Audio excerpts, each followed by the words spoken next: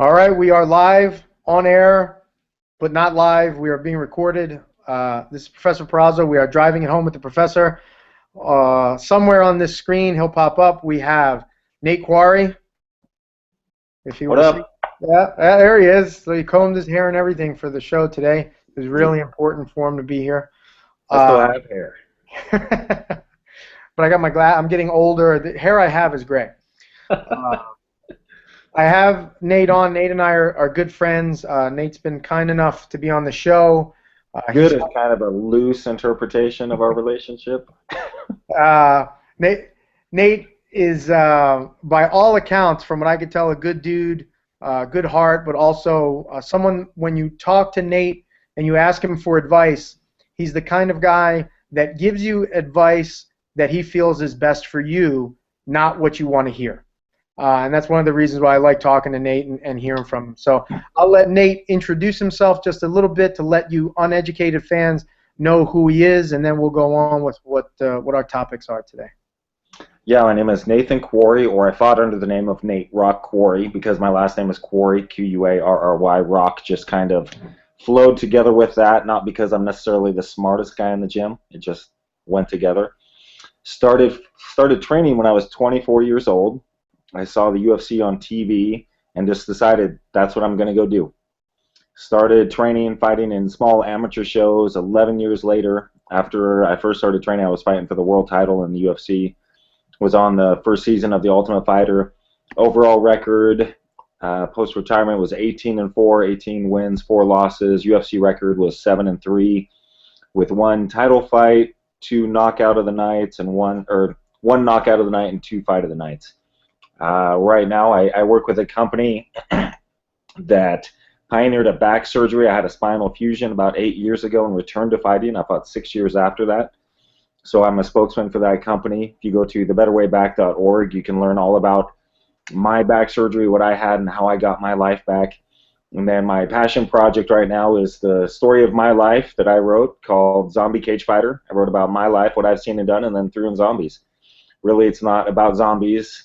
It's not even about fighting. It's about what a father will do for his little girl. My daughter is 15 now, and I've been fighting since before she was born. So it was always just a part of our life. And it was a story I wanted to tell without rewriting Rocky for the 100th time. Nice. What sums it Yeah, up? and the cool part was is that zombie cage fighter got Nate onto the comic book men show, and he was kind enough to get me on there as well. That was a fun little project. So Well, that was cool. And Marco, you came and helped me for several of my fights as a great jiu-jitsu instructor and coach, and brought some of your guys out with you. So to me, this is always long-term relationships and friendships. I don't want to be involved with people that I don't enjoy or I don't trust or I think are looking out for their own interests above all else. So when I find somebody that's of good moral character and especially has a skill set like yourself, those are relationships I want to hold on for years, decades, the rest of my life. I'd like to make some jokes right now, but you're speaking the truth. So what can I say? Now, thank you. I appreciate it. So, like I was saying earlier, one of the things that I really appreciate about Nate is his ability to be truthful, even if that's not what you want to hear. I've heard some stories of things that he said to people that we won't share. I've seen some stories of things that he said to people that he has shared. And what's good is that he's somebody that comes with the truth. He's gone to battle with some pretty famous MMA promoters and organization owners, but we're not here to talk, about that. What I really want to get from Nate is kind of being that he's what we would call an OG, somebody that's really been around the sport for a long time. He's seen the progress from a technical standpoint. He's seen a progress from an MMA organization fighting standpoint. He's seen the progress or a regress from the money standpoint. What can you tell the folks out there from a standpoint of differences that you've seen from when you started to if you were starting now? What would you think would be a big difference for you from either a training or a financial or a physical standpoint? There's so many differences. It's just incredible. When I started training, it was 18 years ago. And like I said, I was at a party, and this guy comes up to me and says, "Man, there's these two guys beating the hell out of each other in a cage on TV." it was just unheard of. And we go inside and we watch it, and we're just blown away by watching Ken Shamrock and Hoist Gracie go at it. I had never even watched boxing. I was so uneducated the way I was raised. I wasn't involved in sports in any way, shape, or form. So I assumed that fighting itself would be just another form of violence. But seeing the actual athletic competition, the intelligence, and then the honor that the combatants showed each other just completely won me over. So I immediately joined a gym. I wanted to find out what this life experience would be like. And at the time, 18 years ago, I went to the best gym around. My coach had just gotten his blue belt 2 weeks before I joined.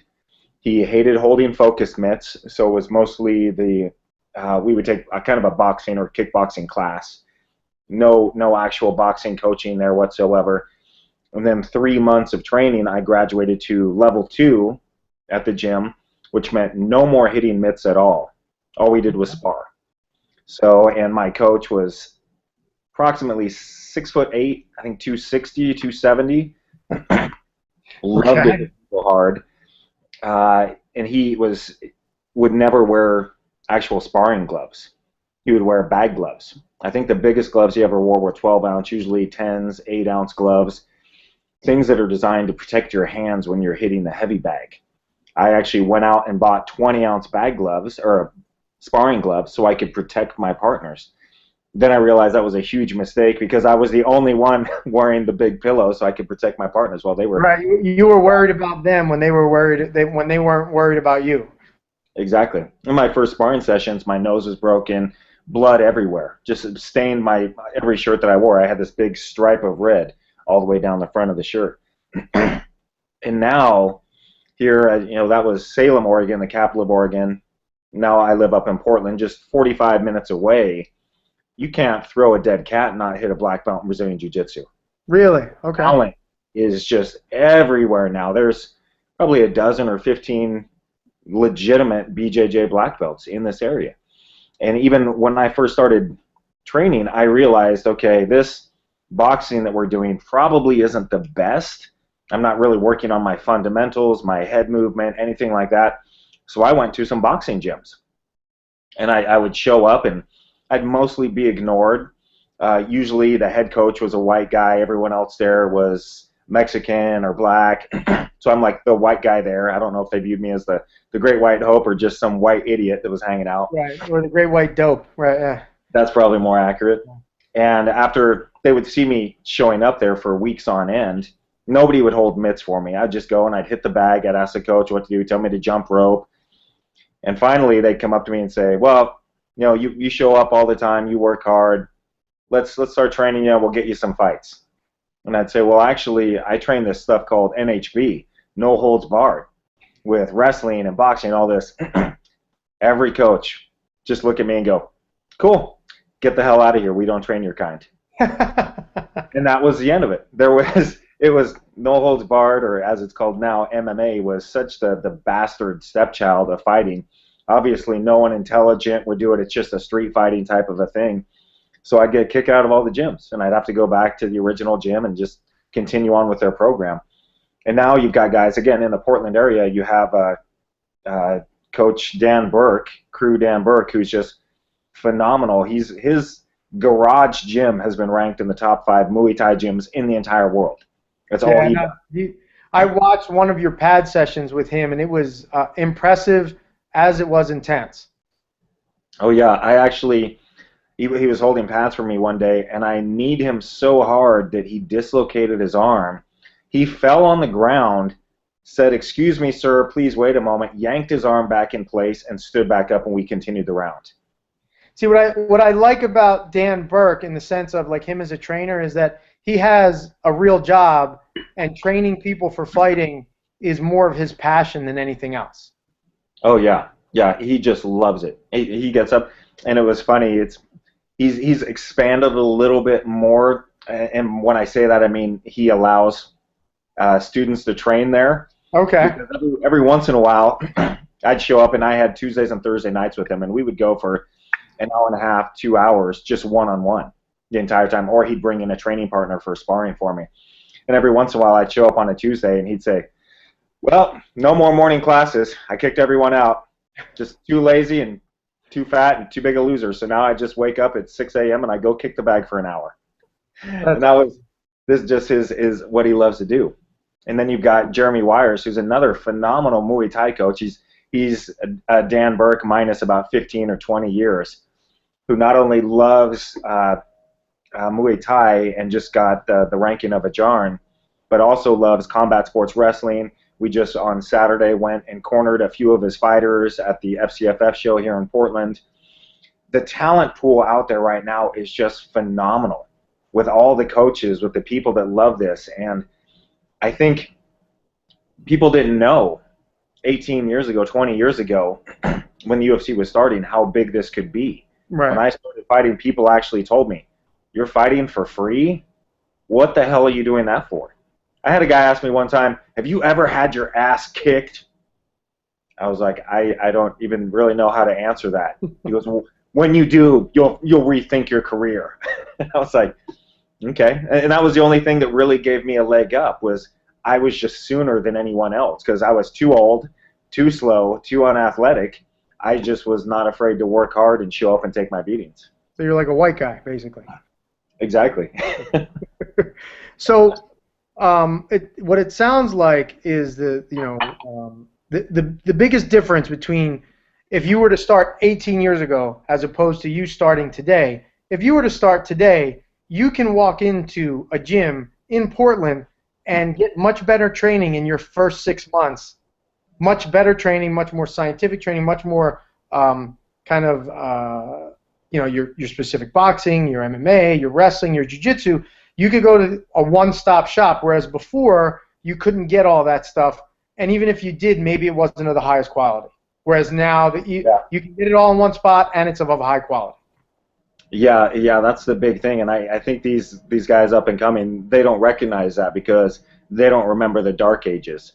Now it's nothing for them to take a class with a brown belt or a black belt on a regular basis and have one-on-one training and all that. Imagine somebody running your school who's a blue belt, and they're the best jiu-jitsu guy there. Right. Yeah, no, it's hard to imagine, but it's not. It's thanks to guys like you and the people that built the sport that we're at where we're at. Well, and it just takes time. Is when Brazilian Jiu-Jitsu came to America, it had been over 100 years since we'd seen something like that in Catch as Catch Can. Right. So you had a phenomenal wrestling combined with jiu-jitsu holds, and that's what Catch as Catch Can was, and America was the world champion. We were the best. And then that faded away. Wrestling got reduced to high school wrestling, collegiate wrestling, Olympic wrestling, and then professional wrestling, which is a stage play, basically. Right. So we really lost our heritage there. And then boxing went its own direction and then kind of fell out of favor. So we were really hungry for something new. And I think, especially in this day and age, young men and now women have this opportunity, whereas before they never really had a reason or an excuse to become a man. Because you're going through your daily basis. I have all the food I need. I'm working at a reasonable job that's going to pay my bills. There's no reason for a young man to test himself. So he becomes angry. He wants more, but there's no real outlet. He wants to test himself. And that was a big part of why I started fighting in the first place. I wanted to know, am I the type of guy that if you hit me, am I going to run in the corner and cry and tap out, or are you going to have to basically put me on death's door before I'll quit? And I think all too often young men don't get that opportunity. So you get guys who are rude, who are disrespectful, who thinks it's manly to abuse women, to hit women, all these types of things. They have this rudeness as an imitation of strength when nothing could be further from the truth. Where now we have these outlets for them. And we know, and I'm sure you have the same unspoken code in your gym. If an asshole comes into your gym, he either changes or gets washed out. Or we send them back to Oregon. Yeah, and we have our own way of doing that. Right. We'll start off with some conversations, and then things will just pick up from there. And, it's funny because the martial arts community as a whole, I think, does a pretty good job of, or mixed martial arts anyway, does a pretty good job of policing itself, right? Of kind of saying like, it's one of those sports where as well as I do, if you really want to hurt somebody, you can. And that's not, we're not looking to injure our partners. Am I looking to hurt you? Yes, I am. I'm not looking to injure you, right? But Yep. if I need to, I can injure you, and that's the beauty of it, and that's how, you know, if we need to take it to that level with some asshole. So now let me ask you, access is the big difference from 18 years ago to today for the new up and coming fighter. Now, looking at your career, if you had to kind of just put it in a crystal ball and say, hey, Nate Quarry didn't start 18 years ago, he's starting today, and your career in 5 years, technically, do you think you'd be a different fighter? Would you be better at certain techniques? Would you not be better at certain techniques? Would you have more this, less that? You know, how do you think that would have played out if you were one of those guys that came in today with the same strength of mind, the same work ethic, and all that other stuff? If you were to find one of these not one size fits all, but this kind of, yeah, let's just say one size fits all. You could go to one place, get phenomenal instruction, and now they have this clay of Nate Quarry today. Well, I've actually thought about that a few times, and a big part of going back to what I just said, what I was lacking was that coaching. And not only was it a lack of skilled coaching, I didn't have a legitimate boxing coach, a legitimate jiu-jitsu coach, a legitimate kickboxing coach, wrestling coach, conditioning coach, nutrition coach, anything like that. I also didn't have a coach who believed in me and would put my desires or my success above his. It was only at the latter quarter of my career that I had that. So that original coach, the 6'8" guy, 260, to make a long story short, I fought Mike Whitehead, who made it to the UFC as well. I fought him in a small fight here in a small bar in Portland. Mike Whitehead, he's a heavyweight. Yeah, at the time, supposedly we were fighting at cruiserweight, which was supposedly 215. Okay. I think I weighed 214. I heard he weighed 216. There's no real way of knowing. And the organization was a joke. The referee was literally chosen out of the crowd. The judges were chosen out of the crowd. All things that never happened. The first round was supposed to be 15 minutes long. We fought for 22 minutes straight. Okay. And then back out for a 5-minute overtime. I separated 3 of his ribs. I popped his arm. While I was in the ring, I went to my coach and I said, I just proved I will fight till the end. You cannot make me any tougher. You need to make me a better fighter. Right. And he says, all right, I will. The next time we sparred, this was a week later maybe, it's just me and him. We're there on a Friday night. I've got my 20-ounce boxing gloves on. He's got his 8s, 10s, 12s, whatever it was. And again, 6'8", and I've got stubby arms for a middleweight. I'm a 72-inch reach. Most middleweight fighters are 76, 78. So I've got a guy who's probably got an 80-inch reach, 8, 10, 12 inches on me. And I'm staying out at range, working on slipping, because that was always my problem. I didn't have the rhythm with my footwork and my motion to avoid the punches. And he just starts teeing off on me, hitting me as hard as he can, trying to knock me out. And I hit him with a big overhand right and shoved him up against the wall, and I said, I don't know what your problem is. I'm actually fighting. I'm in the ring. I'm going to competitions. And he looks at me and he goes, you see the thing with you is your problem? You're no good and you never will be, so I'm just using you to make myself better. Wow. And and that was devastating, because I was looking up to him as a coach, misplaced as it was. Right. He knew more than I did. I thought he wanted what was best for me. Now to be told by this better or worse father figure that you suck, you're no good, I'm just using you, broke my heart. Right, right. But when I gathered my sense of self back up again, I said, you know what?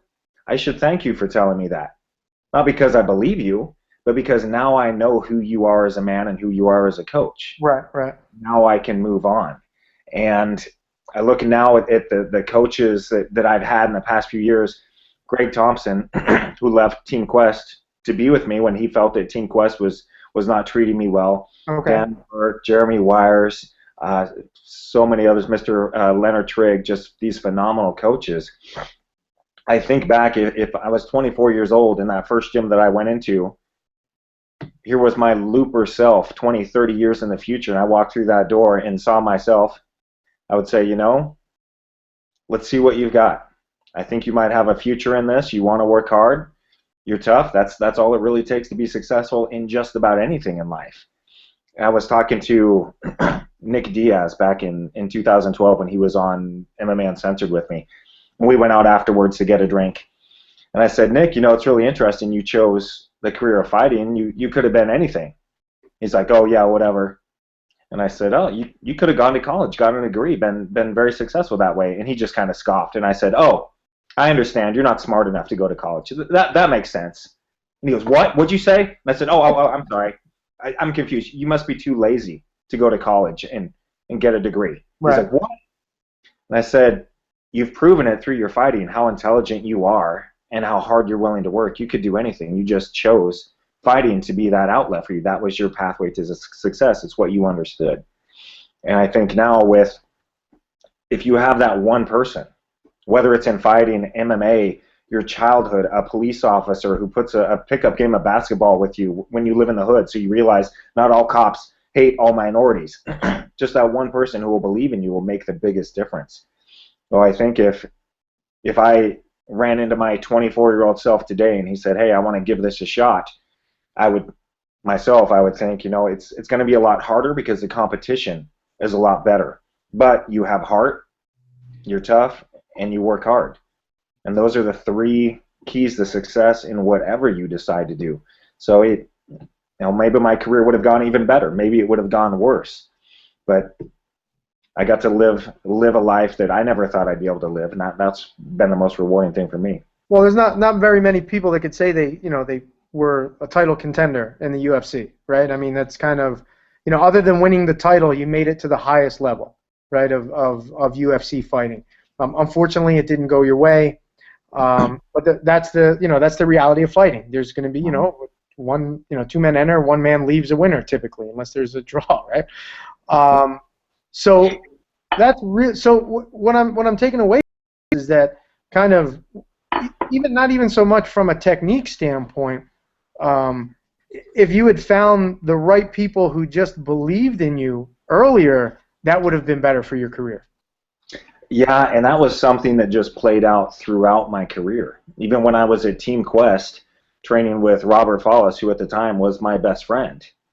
I think Evan Tanner was there at the time. It was back in the glory days. Right. Which was arguably the best camp ever, going at that time, right?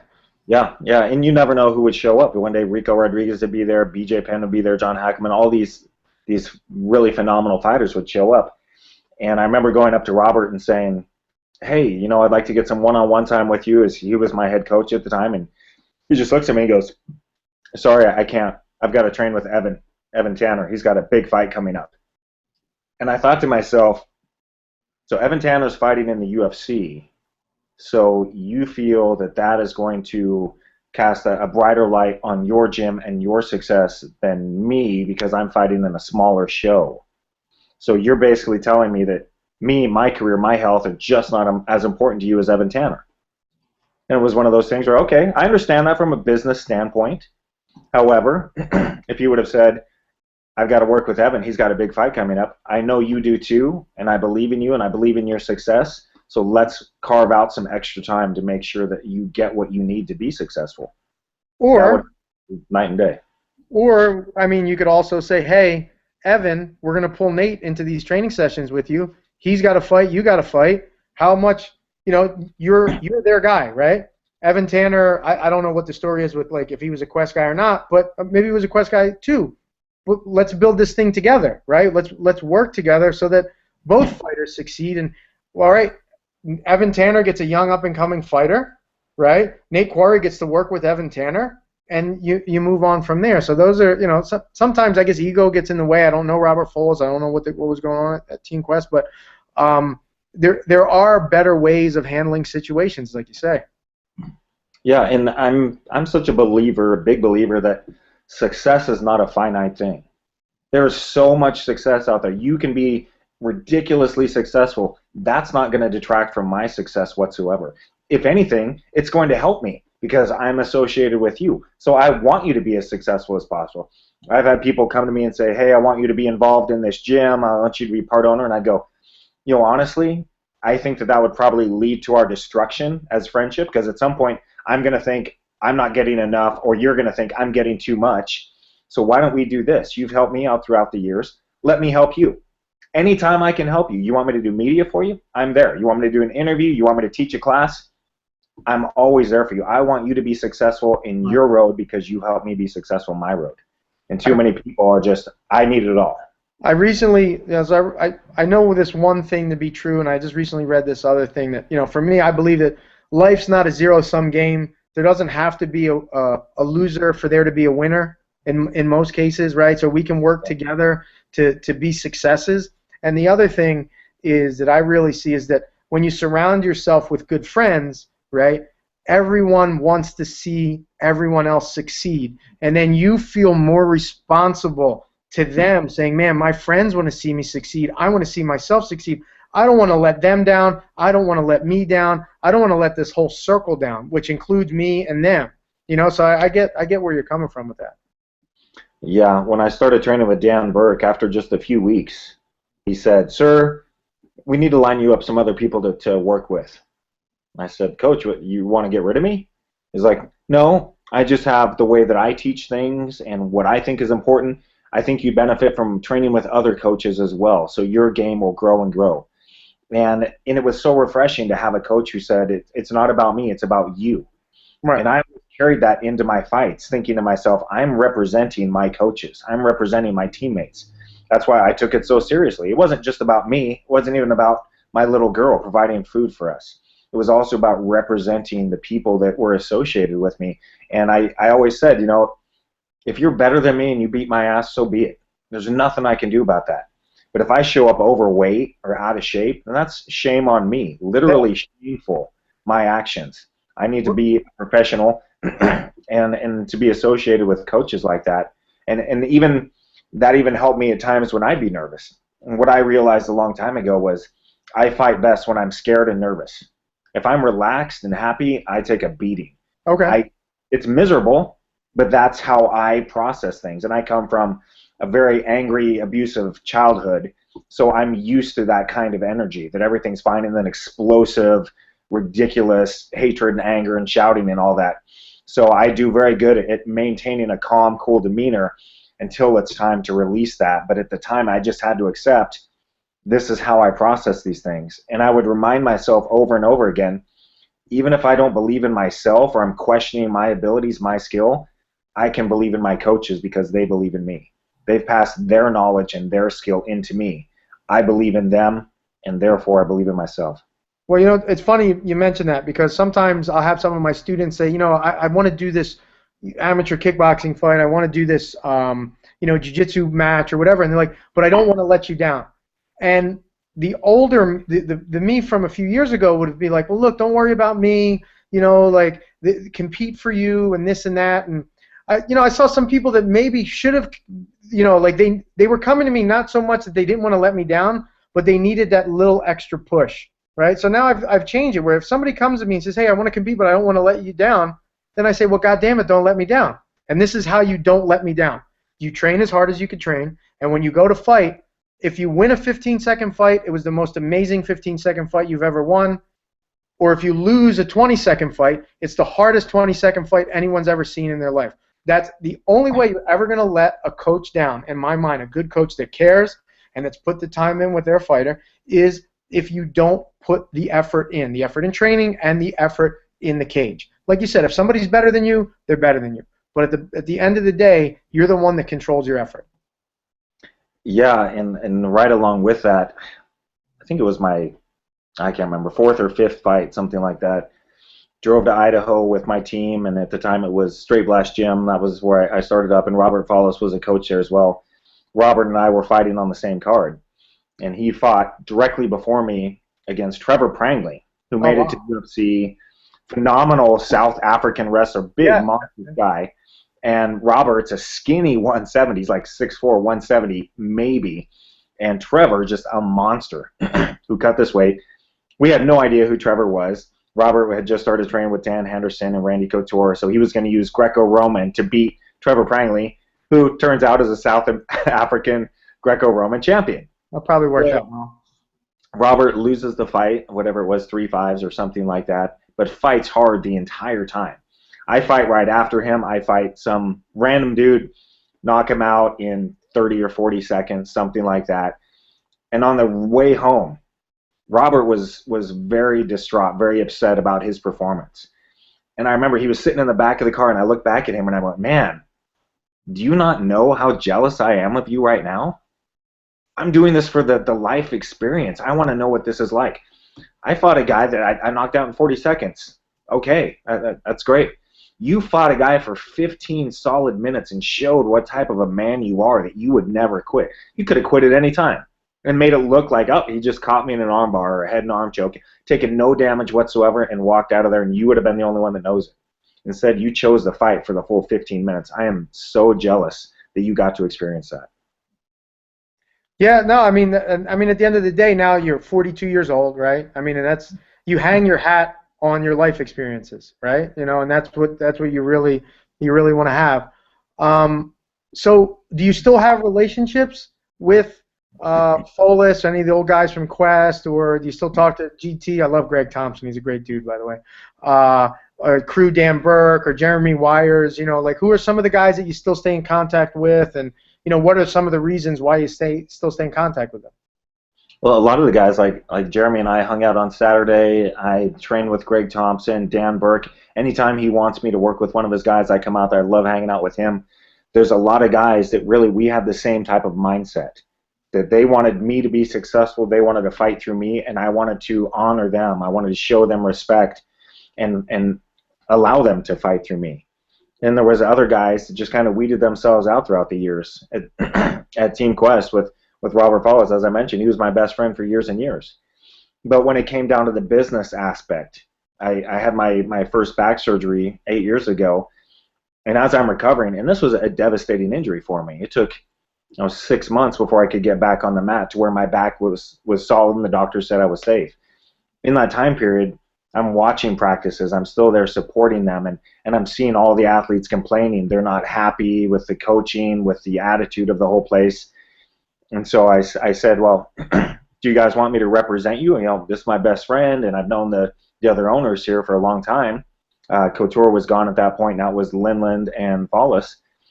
I said, I'm not a guy who sits back and bitches behind someone's back. That's a coward's way. Right. If I have something I want to say, I'm going to say it, right or wrong. And if I'm wrong, they'll tell me I'm wrong. I'll readjust. We'll separate, whatever the case may be. But I'm not going to stand behind somebody's back that I call a friend to their face and badmouth them. I can't do that. Okay. So I go and I represent the team to Folis and Linland. And long story short, they basically tell me, if you don't like it, leave. And there's a way to handle it.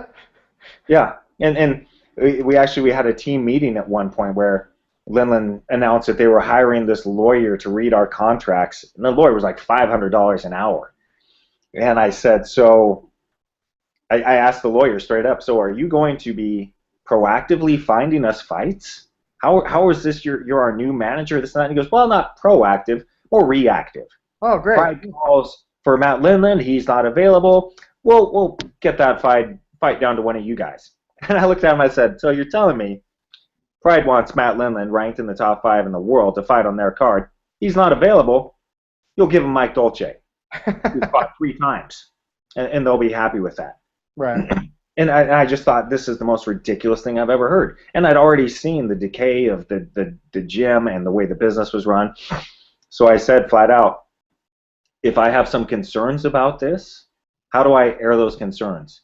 And Linland looks at me and goes, if you don't like it, turn in your notice.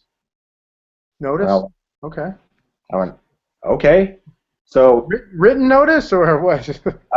turn in you no longer wish to be a part of Team Quest. Because we had to sign contracts. Oh, okay. And my contract was up, so I'd been, I had known, I've been training with Randy since, he cornered me for my very first fight, and I was 26 when I had my first fight, so I'd known him for a long time. And now I was being told, if you didn't like this, if you didn't trust us 100%, just leave, just go. And I thought, well, if that's my only option, if I can't sit down and discuss my concerns with you about my career, my future, you're telling me just go, I guess that's the only option. Now, do you think they were so hard and fast, right? Because it sounds like they were running. It was as democratic as Libya was under Gaddafi. But do you think that they were that hard and fast with how they ran that school because it was mainly professional fighters and that's how they made their income? or was it the kind of place that catered to, the regular student, where they could say, I think that's a better model in my mind is, hey, we have a bunch of regular students, right? And then they can help support our pro team from a standpoint of saying, we don't need to burden these guys. We can give them either extra special attention, special coaching, and all that other stuff. So why do you think they were so quick to just say, hey, get the fuck out? Well, see, that's the funny thing, because Team Quest at the time had anywhere between 300 and 500 members. Okay, so it wasn't just 20 of you guys beating the crap out of each other. No. What we were, from my point of view, we were the commercial. We were the advertisement. Okay. Hey, everybody, come here, train at Team Quest, because next week Eddie Herman's fighting in the UFC, Josh Haynes fighting in the UFC, Chris Stevens fighting in the UFC, Nate Quarry's fighting in the UFC, Randy Couture, Dan Henderson, Matt Lynn, Evan Tanner. We had a dozen guys there. They were all fighting on the world's largest stage on a regular basis. And Team Quest was taking, for me, for myself, and for Chael Sonnen, we're taking 15% of our purses. For everyone else, they were taking 20%. Okay. $1 out of every 5 went to Team Quest. On top of the, let's just say 400 students at $100 a month, minimum $40,000 a month that they're bringing, $500,000 a year they're bringing in, on top of Lindland's purses, Randy's purses. When they signed with the IFL, Lindland got coaching money from the IFL, all these types of things. Right. They had plenty of money that was coming in, and as is kind of the story for most fighters, now the fighters were starving, or we were pretty broke, right. And we're showing up every single day, and all we're doing is sparring. We would do 10 or 15 minutes of technique. You never knew what it would be. Would it be jiu-jitsu? Would it be kickboxing? Would it be boxing? Who knows what it was going to be, and be worth with one of your training partners, not an actual coach. That's your practice. Now we're going to spar for 30 minutes, 45 minutes, something like that. So as everyone was sitting around complaining about this, and some of the more loudmouth guys that came to the UFC who say that they never back down, they always talk trash, they were the ones talking behind people's back and then wouldn't stand up for themselves. Okay. So when I stood up and said, hey, I'll be more than happy to speak to the coaches, because I had been told I was the unofficial team captain by the guys. Okay. They wanted me to represent them. And then when it came time to stand up, because I told them, hey, we don't have a boxing coach, we don't have a kickboxing coach, we don't have any of these coaches. I was told word for word, we are not hiring a jiu-jitsu coach. We are not a jiu-jitsu school. We're not hiring a kickboxing coach. We're not a kickboxing school. We are an MMA school. We have all we need. If you don't like it, get out. But I think my favorite line in that whole conversation was, well, it was tough because there were so many. I'm dealing with a room full of egos, and you've got the biggest one. You're tearing this team apart. I was like, that's funny, because I thought that everything that I had done over the past few years, saying how much I love Team Quest, how putting the logo on my shorts for free while still paying my cut to Team Quest, all these types of things, it seems to counteract that. But then Lindland said to me one time, he goes, I knew exactly who I was dealing with when you said that you should be the poster boy of Team Quest. And I started laughing, and I said, this is really funny, because I always enjoy it when people reference conversations that I was a part of as if I wasn't there. Okay. So let me repeat to you exactly how that conversation went. Hey, Matt, why isn't my poster up in the gym? Why isn't Lieben's poster up in the gym? Why isn't Eddie Herman's? Why is it? And I listed all the fighters. How come none of these guys have their posters up in the gym or on the website? Your picture's everywhere. Right. We're trying to pound out a living here too. We can't do that when our own team, our own management isn't exposing us at all. We're not even on the website. How are we going to get any of this fan love or fan support from anybody? But they had made up their mind that this is how we're going to run this gym, and that's how it is. And as heartbreaking as it was for me, because I felt that I was one of the linchpins that helped build the gym, like literally building construction, hanging lights, putting up insulation, all these kinds of things, and then helping to coach and work with the guys, to be told, no, this is all about us. If you don't like it, leave. So I said, okay, and I went to the rest of the team, and I said, guys, they don't want to budge on any of our demands, so let's go. And every single one said, well, I didn't know you were serious. I didn't know you were really going to go talk to them. Oh, wow. So we're fine. They scattered like cockroaches when you turn the lights on, huh? Yeah. And then I think it was 6 months or a year later, they all sat down with Follis and just attacked him. about all the problems that they were having and all these demands. Of course, nothing changed again, and so the team just completely collapsed. Okay. And I always look Are at they that. still around? Is Team Quest still like a going concern in Oregon, or? Oh no, it's still there, but it's not a powerhouse in any way, shape, or form. It's just Okay. I haven't been there in years, but you never obviously you don't see anyone fighting in the UFC or any of the big shows from Team Quest Gresham. That's for sure. And oh, good for them. If it's their business, they can do whatever they want to. Right. But it's I my mean, as well. I think it's a tough business model, unless you have 300 to 400 students to support, or you have some sort of whatever, American Top Team or Jocko Training Center with the Black Zillions, where there's other income coming in to support the fighters. It's a tough business for the MMA coach to run a pro fight team, but it's also probably even tougher for the MMA fighter, especially with, if they were taking 15% 12 years ago, I have to laugh because I just look at, I negotiated a couple contracts with some mid-level shows here, and I look at the payouts for fighters today, and I go, I negotiated a better deal than this 7 years ago. Like, how are these guys making less money now? Yeah. And supposedly the sport's gotten better and all this other stuff. So, yeah, I mean, it's an odd business. Oh, and they told me we lose money on the pro fight team all the time, and I thought to myself, that's like saying you need to turn the lights off in the gym because you're losing money on the lights. Hey, we're not making any money on these lights. Turn those things off. How many students are going to be there training in the dark? How many students would be there training without seeing this murderous row of UFC fighters on TV every other weekend fighting and winning? We should have been their advertising budget. And Randy, when he moved down to Vegas and opened Extreme Couture, I don't know if he follows the same model now, but at the time he just said, we're just the gym. These are our coaches. Everybody pays the monthly fee. You want a manager? Go find one. You want something else? Go pay that person. We're just a gym. We're not going to try and run everything. We're just going to do what we do best. Okay. And I thought that was such a wise decision, because when you're paying, when an athlete says, okay, out of every $5, I got to give you one, it makes the athlete then thinking that they're in odds with the manager. Well, how much are you doing? How much am I getting for this 20% that I'm giving you? I don't feel that I'm getting enough. Right. And in my own case, there was times I called Paulus and I said, hey, I'm paying you all this money out of my purse. I want to make sure that I get some private lessons with you, some private coaching. So I made it to at least once a week I was calling him to get a private lesson together. He was my head coach. I would think that would be the way that he would earn his money. Right. And I remember he calls me one time, and I seem to think I was at the gym already, and he goes, yeah, I'm not going to make it there for our private today. I said, oh, okay, are you sick? No. Oh, something come up? Emergency? No. What is it? What happened? I just don't feel like going in today. And I was like, so when it comes time for me to pay you your commission off my fight, if I just don't feel like it, is that cool too? Yeah.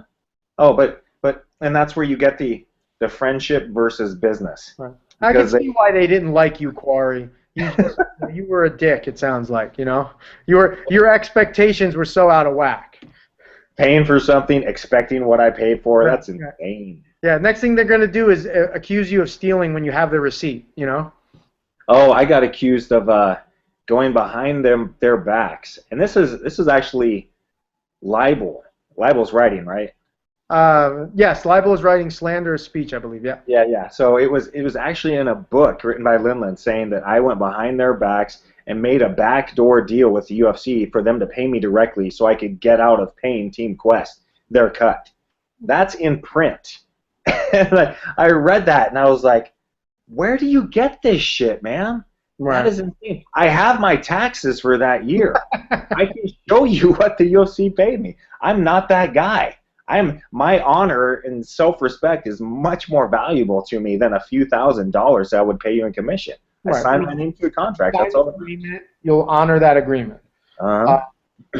Man, we've been going for a while. This has been like completely amazing because I've learned some stuff that I didn't know, which is great. This is why I love talking to people that are kind of open and honest. And kind of in closing, because I think we could talk for hours, really. I got a million stories. if you were to have some young fighters, and let's just talk about a young fighter, someone that's never fought before, and they were coming to you, Nate Quarry, and say, hey, Nate, man, you've had all this success. You know, you came up. You know, what kind of advice? What would you say? Hey, man, make sure you do this, or make sure you don't do this.